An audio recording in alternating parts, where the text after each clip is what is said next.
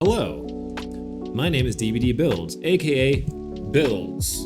Well, this is what I look like. Hello guys, this Builds in the flesh, and I make content for my favorite asymmetrical horror games, Dead by Daylight and Texas Chainsaw Massacre. Now, 2 weeks ago, I decided to check out a modern society, so I packed up my bags, put everything in a storage unit, moved out of my apartment, or my house rather, and set off on a journey halfway across the world from Dallas, Texas to Bangkok, Thailand. 12 hours left until fly time. Finishing up my packing. Let me come on. That's it, guys. That's all I'm bringing. I have left the comfort of my gaming chair and my room and all the beauty of technology, and I decided to say, hey, I'm going halfway across the world. So this is a journey of a gamer who left his home to go see Asia halfway across the world. So this is going to be my attempt at a vlog, and if you guys are interested in just following my journey, well, here it is, guys. DBD content creator goes halfway across the world to Asia. So we're going to be doing things a little bit differently from traditional vlog style videos because I don't actually know what I'm doing when it comes to making vlogs. But hey, this is my first attempt. Smash the like button. Yes. All right. Anyways, so I'm going to be telling a story like this. I'm going to be throwing in a little bit of B-roll here and there. And when it's appropriate, I will actually show clips that I actually recorded while I was on my journeys. So I think everything will probably flow pretty well. Maybe, we'll see. I don't know, let me know in the comments down below. But guys, 2 weeks ago, I left it all. I left the States, my life in literally 2 bags, all my belongings in a storage unit, no freaking home. And I set sail, guys. And when I left, the thing in my head as I'm leaving DFW Airport was, next stop, the Grand Line. Any of you guys watch One Piece? Especially the new live action. I don't know, it was so in my head. So I had this like sense of adventure, like, yes, I'm going to Asia. I'm gonna go halfway across the world. And the best part is, like, I'm traveling with no agenda, no plans. I don't have to be home by a specific time. I can stay as long as I want. Everything's so cheap in Asia, so I'm not really worried too much about the money, at least not at this point. Eventually, maybe, depending on how my spending goes, but right now, we're just chilling. So guys, got to Asia, but let me start, like, the journey starts actually with the traveling. I don't know why I booked 2 straight flights back to back, but I did. So I had a 15-hour flight from Dallas International Airport to Korea. 3:36 in the morning, back home in Dallas. Haven't slept. But here in the land of K-pop, like 2:30 in the afternoon. And I cannot sleep on planes at all. So something about sitting upright, like I cannot fall asleep. My brain doesn't turn off. I'm a zombie. So I was sitting there for 15 hours, like just heading to Korea. And the way, it was just so weird because I left Dallas at like 12 noon. But then we flew and then the sun was gone. So then it was like dark already. And then we got to Korea 15 hours later, and we got to Korea at like, I don't know, 4 or 5 p.m. Korea time, and the sun sets at like 6 Korea. So I'm getting there like just before the sun sets. So the sun's still up. I'm in Korea. I'm so tired from sitting on a plane for 15 hours, but the airport was super cool. So obviously I had to explore it. I could have taken a little nap, but I'm like, nah, I gotta explore this airport. So I explored the Korean airport. So beautiful, so clean. Everything looks so cool in Korea that I am really tempted to stop by Korea on the way back for like a week. Also, I used to play a lot of StarCraft too, so I kind of got to see a little bit of Korea. Go to at least like one K-pop show or something. Just one. But I saw the Korean airport, and I'm so ready to go back. And I got to enjoy this beautiful sunset before I left that airport. And I'll never forget that sunset. And then, well, it was time to go to Bangkok. So after 15 hours of traveling, plus 3 hours at the airport for a layover, I still have a 5.5 hour flight to Bangkok. So I get to Bangkok, and at this point, I think I managed to actually nap a little bit on the plane, but not much. So then I get to Bangkok, and it's like 11 p.m. at night now. 24 hours of traveling later, I finally made it. Got through the security. It's 1 in the morning now in Bangkok time. Back home in Texas, it's like, I think 1 in the afternoon. and literally like I've like barely slept. I've had like these choppy like in and out, like just naps on the plane, but not a good sleep at all. But I'm here, guys. I hit up an ATM. I got some bot. I've got an international SIM card, so I've got like a Thai number now. Yo, it's cool, bro. And I need to get to my hotel, but also I'm so tired. Actually, it wasn't even 11. It was like midnight when I got to Bangkok. So get this, guys. I flew halfway across the world, and the first thing I ate when I got to Bangkok, can you guess? Can you guess? It was freaking McDonald's, bros. Like, I don't even eat McDonald's back in America, and I traveled 25 hours, literally halfway across the world. The first thing that touches these sweet lips is a double cheeseburger, and it was like a Big Mac. I don't even know what McDonald's menu is. It was some burger and like a fish burger and some fries, and I laughed that I spent like 14 bucks on airport McDonald's in one of the cheapest countries in the world, where there's so much amazing Thai food. The first thing I had was McDonald's, but you know, it was familiar, and I was so tired, so I had to eat it. And then I left the airport. I figured out how to get a cab. Luckily, they speak enough English there, but Google Translate has been coming in so clutch for so many things. Like 10 out of 10, cannot highly recommend Google Translate enough. So I get to the hotel finally, and by the time I get checked in and like showered up, it's about 3 in the morning, and then I am so ready to sleep, guys. I lay down on my bed, and I asked them for late checkout, so I didn't have to check out till 2 the next day. There was 3 pillows on the bed. One was under my head. I grabbed the second one, put it between my legs. So I like to have it between my legs, between my head, and I always get the third pillow because I need at least 3 to sleep. And I'll give it a big bear hug, and then I'll just fall asleep. And that's how I love to sleep. But I was so tired that I put one pillow between my legs, head on another pillow. I saw the third pillow, and I was about to grab it, and then lights out. I'm like, oh, this is so comfortable. I'll get that pillow in a second. Nah, I passed out. Woke up to my room phone ringing 11 hours later. It was the clerk. They're like, do you need help with your luggage? And I'm like, what time is it? They're like, it's 2 o'clock, sir. I'm like, so anyways, boom, got up, got a cab, went straight to the city. Or not a cab, I got a Grab. That's their version of Uber and Lyft in Thailand is a Grab. So I got me a Grab. And it was about an hour to get to where I was staying off of Khao San Road. And get this, guys, I spent probably like $12 for a 1 hour Grab across the city.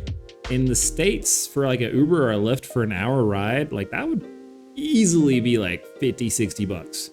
But here in Asia, baby, $12. Can't beat it. But then that's when the journey started, guys. Like I got in, I checked into my hostel. Okay, I've gotten situated, guys. I've made it to my hostel here in downtown Bangkok. Actually, I don't even know if this is downtown, but I'm basically in central Bangkok now. So I'm getting ready to go out and like walk around. But let me show you guys the room I'm in. I decided to start off with a little hostel, guys. So as you can see here, oh, hold on. It's blurry, focus. All right, so we got this little 4-bed hostel, guys. I got the bottom bunk. None of my roommates are here. Nice little locker to lock up my valuables. I've got my day bag packed. I got some bot in here, my tripod, charger, just things I might need. Everything I don't want getting stolen is going to go in here. Got my passport and my wallet, and all my credit cards and everything else is in here, which is going to go in this locker and be locked up. Now you're probably wondering, Sammy, why hostel? Well, honestly, everything is really cheap here. But if you want to know, I booked this bed for like a whole week, guys. It was only 75 bucks, American dollars. $75. So if this was like rent for a whole month, you can do the math. 75 times 4 would be what I would be spending to basically stay here in downtown Bangkok at the hostel. Granted, it's not a lot of space, and I am sharing this room with other people, but that's why I'm staying in a hostel, because one, I want to actually meet some people and be social, at least at the beginning of this trip. We'll see. As the trip progresses, I may actually switch to more of like a hotel vibe or just a lay out and chill vibe. I think when I go to the beaches, probably just to get my own room and just chill. But right now, especially being halfway across the world, my first thing I wanted to do is actually just meet people so I wouldn't feel so alone. Not that being alone is a bad thing, but I left myself the option. That way, you know, you're halfway across the world, you're figuring it out. You can ask other travelers for advice, and hostels are a great way to do that. So I personally love staying at hostels from time to time, just for the social aspect of it. Too, this hostel's really nice. Everybody down here has been overly, I mean, Thailand in general, everyone's been so sweet and kind and explaining everything, and they want you to have a good time. And there's even like this banner out in the front that just says, beware of scammers, and just describes some of the popular Bangkok scams. Also, this hostel, I did my research, so it's not the party hostel. The party hostel's across the street. This is the hostel where you can actually get some sleep, because it's like away from the main street, but close enough to like the party scene if you want to hang out with the party backpackers and things like that, which I might do for a little bit. I don't drink, I don't party much anymore, but I might go out 1 or 2 nights just to experience the vibe. But since I woke up at 2 in the afternoon and I feel like I'm going to be up late anyways because I'm jet lagged and my sleep's very off, I've decided I'm going to go to the nightclub. I don't know why. I don't know why it's the first thing on my list. It's not even on the first thing on my list. It's like one of many things, but considering I slept all day, I'm like, maybe I'll just go check out a nightclub. So I looked up this one. It's called Space Plus. It's supposed to be super huge and super crazy. So it's going to be wild. Like, I'm going to go check it out, just vibe a little bit. No, I don't drink alcohol anymore, guys. In case you're not aware, your boy is sober, and I don't consume alcohol anymore. So I'm not even getting smashed. I'm just going out sober just to enjoy the vibes and check it out. Halfway across the world, my life in a bag. I got no place to be, guys. I'm just living life. Let's go. This is crazy. This is still crazy. It's still setting in. Insanity. Okay, I gotta tell you guys a little story real quick. So basically, I'm not even in the club yet.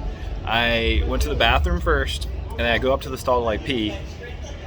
And then I noticed like this guy kind of comes up behind this other guy. I don't think much of it, and then I realized like someone just came up behind me and literally starts just like massaging my traps. I'm like, what is going on? Like, I don't freak out because I see another guy in the bathroom's full of people. I'm like, nothing's gonna happen here. But then the dude literally gave me a full-blown massage with a chiropractic neck snap while I was peeing. It was the weirdest thing, but I guess it's just how the clubs go here as part of the culture. And it was crazy. And he literally just like followed me, and I kept massaging my shoulders and back and arms until I washed my hands and I left. And didn't even ask for a tip. That's the crazy part. It's fucking wild. It was wild. What the heck? Where am I right now? What universe is this? That's crazy. All right, let me take y'all with me. We're gonna walk into the club. First impressions together.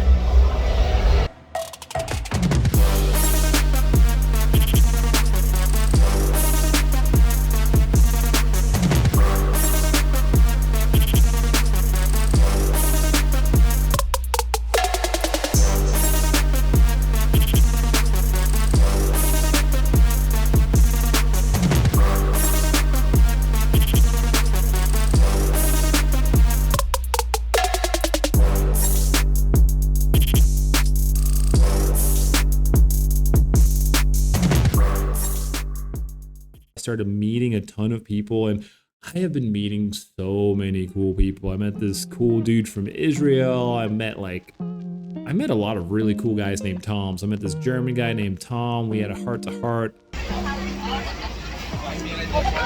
Dude, I just realized how tall you were, man. Whoa. Whoa. Tom, what happened? I don't know, man. Shrunk. Well, we gotta take a deep squat here. This is what all the mobility training's been for. Oh, I look ridiculous. Oh, he's got me. It's all kind of like a blur now, like looking back on it, but the point is that I've been meeting so many cool people from so many different countries. I've met Germans, I've met people from the UK, I've met people from the Netherlands, I've met, well, the Taiwanese people. There are just travelers from literally all over the world. So I'm meeting a ton of people and making connections with people all over the world, which is freaking fantastic. But then I was in Bangkok. And Bangkok is a wild city, guys. Like, first of all, like Thailand experiences, like Bangkok, there's so much hustle and bustle in the city. There's so much life literally everywhere, and there's so many things to do. It's, I don't know. I guess I haven't been to New York in a long time, but I'm tempted to say it's kind of just like the New York of Asia, or like the LA of Asia. I don't know. It's just a lot of hustle, a lot of bustle. Things are very cheap and also expensive at the same time. So Bangkok is like one of those weird cities where you can get some food you can get for like $1, $2, like get stuff really cheap. Like there were these buns, these red bean, black bean buns that were just amazing. And they were like 8 baht at the grocery store. Cheapest thing I've bought in Thailand, a taro filled bun for 8 baht. 35 baht is $1 American. I'll let you do the math. So this is like what? Not even 25 cents.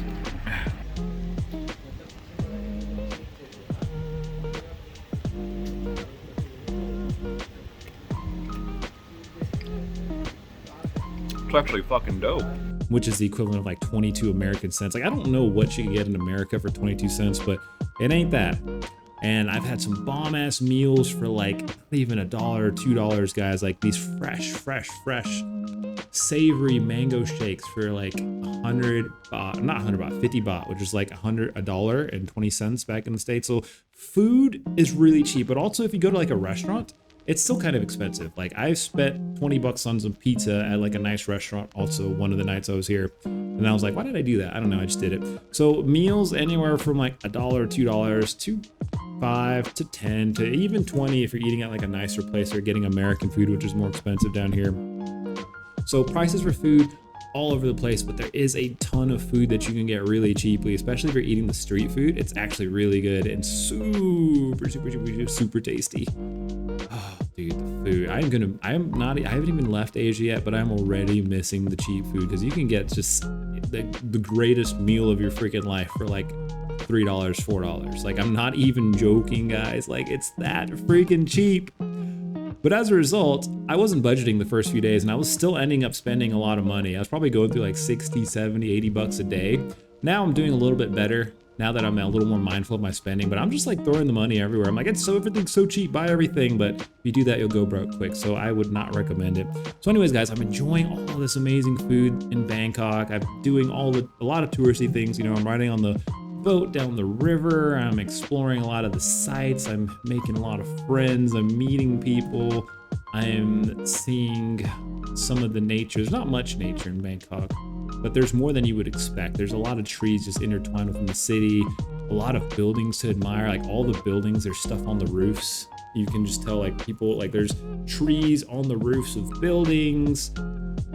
It's like where am I kind of experience. Like I'm just like, wow, I'm in freaking Bangkok. So I had a good time. I definitely saw a bit of the nightlife, got to explore some of the clubs. Even though your boy doesn't drink anymore, I still had a good time going out, relaxing, meeting people, enjoying the free, cheap, amazing food.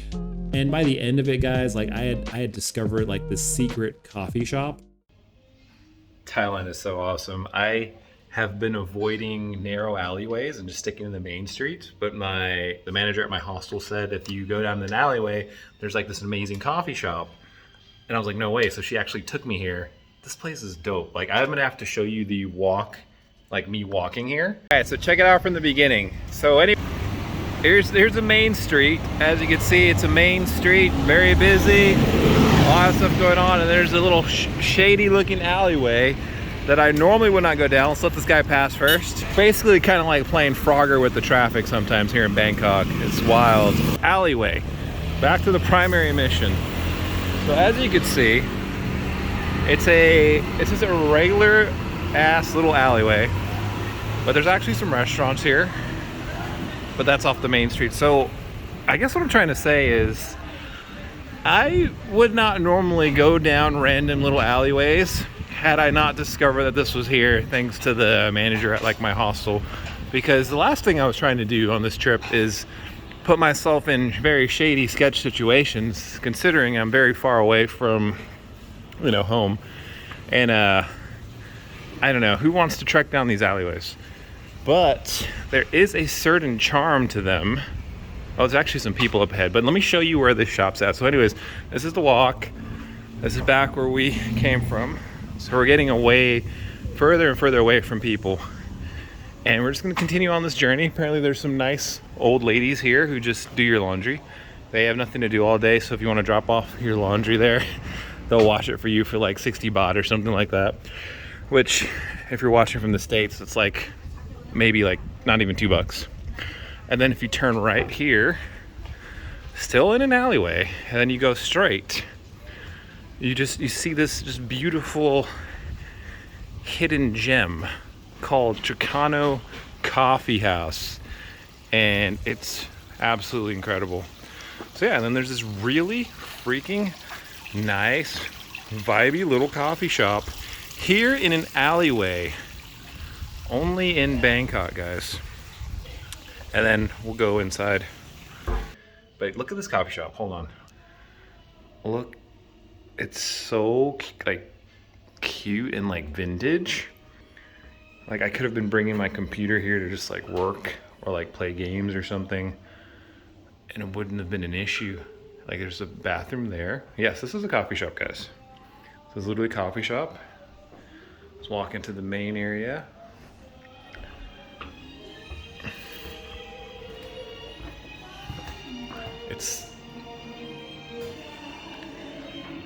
And by the end of the trip, I was literally knocking on this old lady's door. Like there's a little old lady in the alleyway who does your laundry for like, I don't know, 50, 60 baht or something. So, which is like $1, $2. So I would just knock there, drop my laundry off and come back, pick it up later. My laundry looks beautiful. And it smells so good. Like that's how cool and like weird and interesting Bangkok is. It's like you could just go down an alley and there's someone who will do basically anything for you. Like you could get someone to, you know, do your laundry. It's also a very free city. You can do whatever you want. You can smoke weed. There's the prostitutes. Like I ain't about that life, but to each his own. You can go get you a little happy ending. It's fine.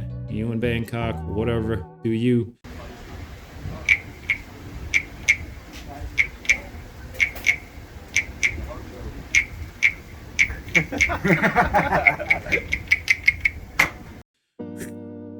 But the coolest thing, and the reason why I wanted to stay in Bangkok for like 10 days is because I had this weird realization when I got to Bangkok, and I remembered this memory from my past that 15 years ago, back on MySpace, when you had like the little profile songs, I had clicked on this girl's page and I heard this incredible song, and it was in Thai. It was like a Thai emo rock band. And I was totally emo back in the day, and I loved that music, you know, Blink-182, all the emo rock, screamo, I was all about it. Still enjoy it from time to time, and I was like, I need to know who this band is.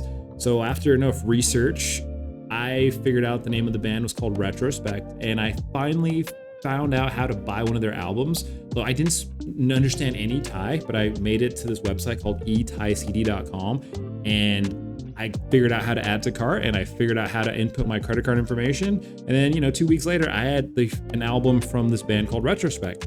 And I kept buying their albums. I have at least 4 of their albums in my car. Right now, 4 Retrospect albums in my car back home, which is like this Thai rock band. And I don't know what like 16, 17-year-old in America just like falls in love with a band that's a language he doesn't even understand. But I was that kid, and I took pride in actually like enjoying this band, because that was like one weird, like it was like a thing that just made me unique. Like I'm the only person who likes this Thai rock band here in the States, and I love that about me. It's like one of my little things that makes me like individual or whatever. But anyways, I jammed out to them a lot back in the day. And then when I got here, I had that realization like, hey, there's this Thai rock band I used to listen to a lot back in the day. So I looked them up on Google, and they had a show in Bangkok at like 3 days from when I had searched. So I went to their show the 29th, and it was so fucking incredible, guys. So I got an Uber, or a Grab rather, down to the venue, and I had called them. They didn't speak any English. They spoke Thai. I had used one of the people who worked at the hostel. She spoke Thai, so I had her help me like to see, hey, when does the concert start? And they said the concert started at 6 o'clock. Bangkok has incredibly horrible rush hour. Like at 5 o'clock, like nothing moves. It's worse than LA. Don't recommend it. So I got me a Grab at 4 o'clock. So I gave myself 2 hours to get to the venue. because I knew there's probably gonna be bad traffic and I didn't want to be late to miss retrospect. Like that was gonna be a full circle moment for me. Like seeing the band that I listened to 15 years ago, but like in real life. But here's the catch though, they were actually playing like on the outskirts of Bangkok, so it was like an hour and a half away. So I get this grab early, and then we make our way towards the venue, and then of course I get stuck in Bangkok traffic. Long story short, it's 6:30, and actually, here's another thing I did wrong. I typed in the wrong address, so that cost me like another 20 minutes, and then I was about to get dropped off in the middle of nowhere. I'm like, please don't leave me. I'm like, I typed in the wrong address. Please don't leave me, don't leave me. And then I gave him some more money, and I was using Google Translate, like, please, sir, don't leave me here in the middle of nowhere. And then he took me to the venue, and I got there at 6:40, and I was kind of bummed. I was like, man, I probably missed half the show, but at least I'm gonna see half the show and enjoy it. I get there, it's empty. There's nobody around except the people who work there and like a bunch of waiters, but the entire bar is empty. So then I go up to the desk and I use Google Translate. I'm like, hey, is Retrospect playing here? And they're like, oh yeah, Retrospect. I'm like, what time are they playing? And they're like, 0000. So basically, I got there 5.5 hours earlier, guys. So I got to the venue on the other side of Bangkok 5.5 hours before showtime. So basically, I just killed a little bit of time. I walked around, I explored the surrounding areas. All right, so I was walking through a very dark, interesting part of town, but honestly, not even part of town. It was like a little block, so I stopped recording just to make sure I had all my senses. But it just looks like just a normal neighborhood in Thailand. Like that little area I was at had some bars and stuff in it, but I think, I don't know, I'm walking down a little further as it looks like there should be more stuff down this way, at least according to Google Maps. But I'm next to like a main road and there's a lot of stores and stuff here, so I don't really feel worried. But what are these water bottles doing? Why are you there? What do you mean? But yeah, I don't think anything's gonna happen next to the beauty spa. We'll continue exploring. Looks like a massage house that's open. Maybe I get the good rates there, who knows? Oh, okay, there's some more interesting stuff coming up. Also, I left my bag at the bar. They wanted it as like insurance to keep the table for me, because I technically haven't paid yet. They said just pay later. So I was like, okay, whatever. Which is fine, because I didn't want to walk with my bag, but I have everything important in my pockets, so don't you even say that or think that. I'm fine. Looks like some. Let's go explore what's going on over here.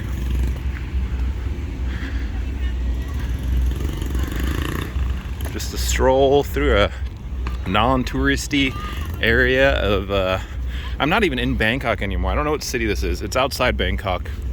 At least that's what the owner at the hostel said. It's a cafe and bistro over here. Looks like we got a little temple here. Very cool.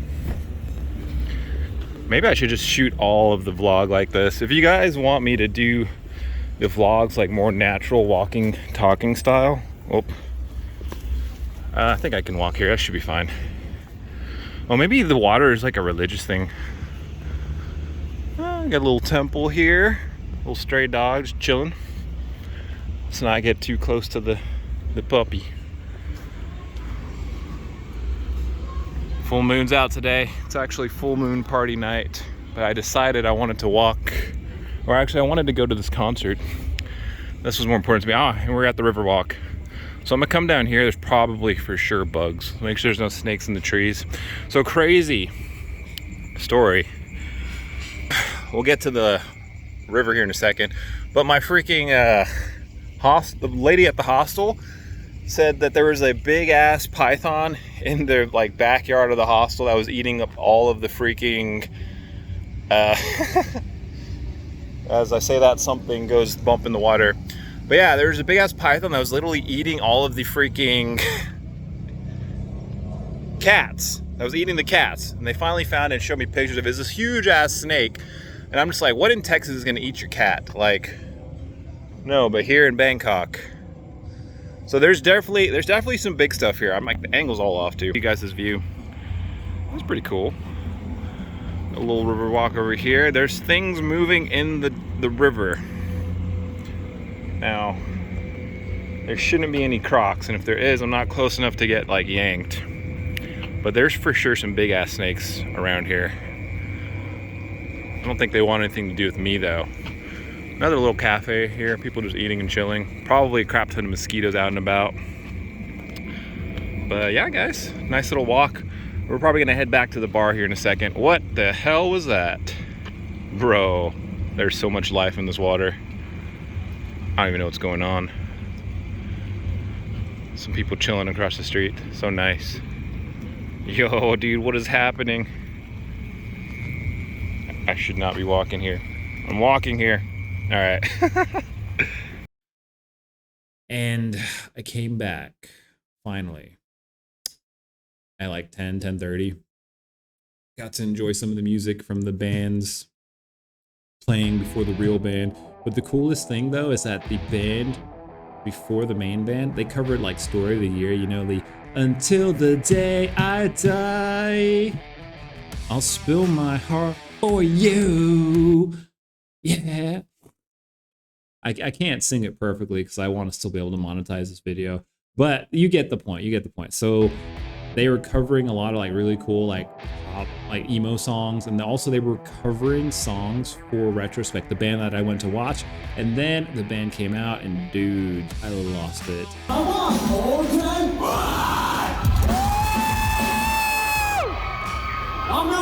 Let's fucking go. It felt like such a full circle moment. Like it was surreal. And the best part is that I still knew all of their songs, like 85% of their songs, probably even 90%. I knew. I didn't know the exact words. I didn't know what any of the songs meant, but I could basically mumble along like the similar sounds because I know exactly how the beats go in all the songs. So I was having a good time, guys. I went down straight to the middle of the stage and I'm like hanging out, and all these people are looking at me, and then I'm in Thailand and I'm 6'4", so I'm like way taller than everybody. So I'm like, I know I stick out like a sore thumb. And the thing is, like I was an hour and a half outside of Bangkok, so it's not touristy at all. There's no tourists here. Everyone speaks Thai, no tourists. I am a foot taller than everybody else here, and I know I stuck out, but I'm like, I am gonna have myself a good ass time. So I jammed out to Retrospect. I knew all their songs. I was singing along. All the Thai people could tell I was enjoying myself. They were having fun with me too. They were coming up, they were saying hi, and even the waiter was like dancing with me too. He's like walks by me and he's like, yeah. He grabs my hands. We start jumping. We're like rocking out. And then the best moment, guys. I got really close to the stage and I was recording it, and you can see it right now. I literally put my fist up and I got a fist bump from the lead singer of Retrospect. Dude, international freaking fist bump. That was a full circle movement, man. Absolutely freaking beautiful. And after that, I think life felt complete, or at least my Bangkok story.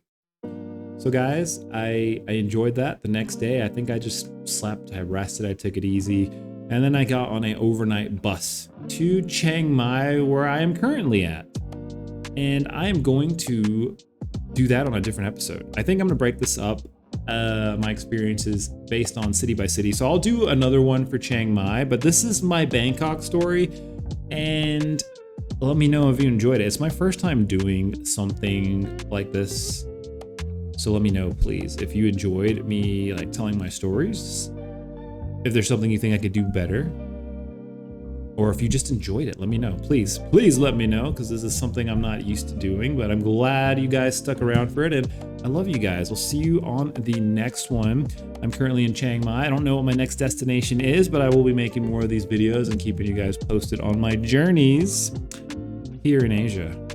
Much love, fam. I'll see you guys on the next one. Peace out. Retrospect.